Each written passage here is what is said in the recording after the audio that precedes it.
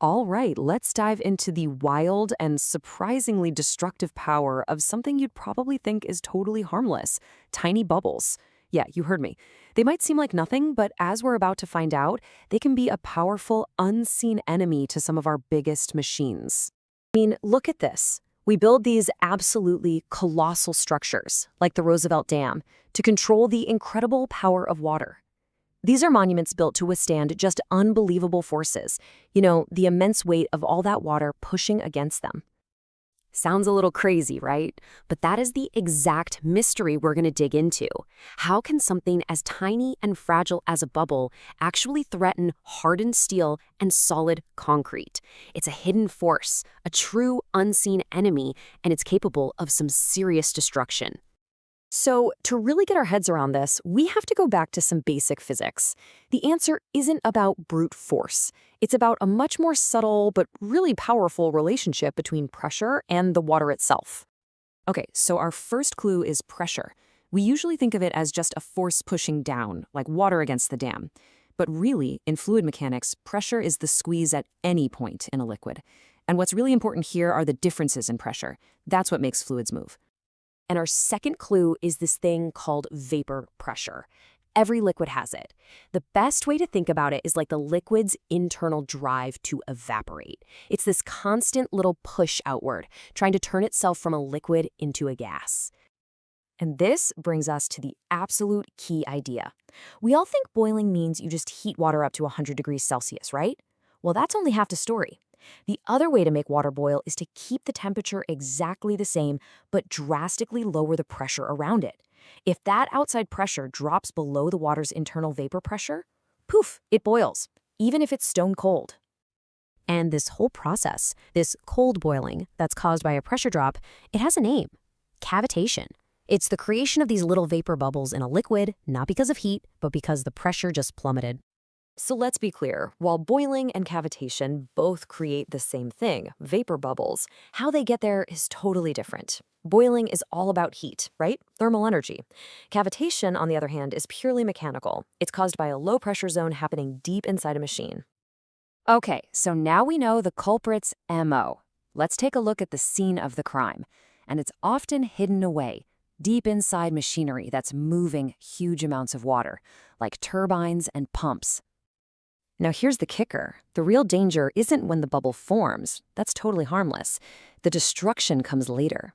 A bubble is born in a low-pressure area, but then it gets swept along into a high-pressure zone.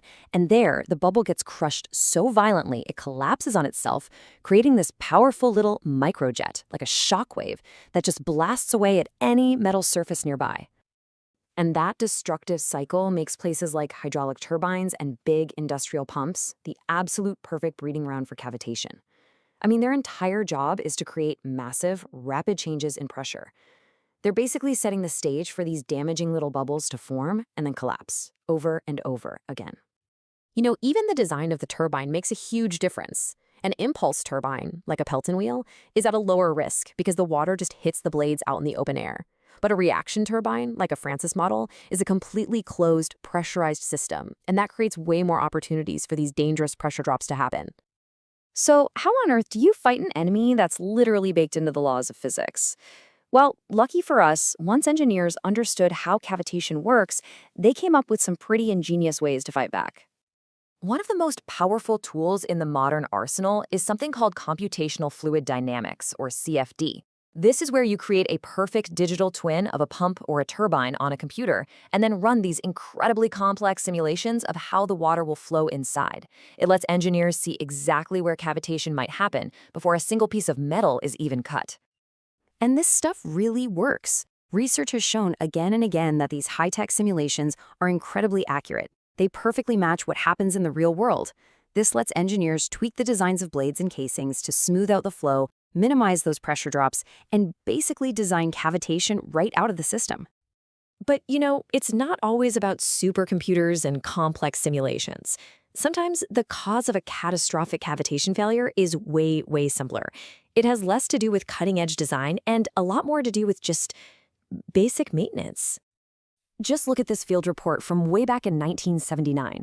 It shows how something as simple as a clogged filter can literally starve a pump of water. This blockage creates a vacuum, a massive pressure drop, and gives cavitation the perfect chance to just tear the pump apart from the inside.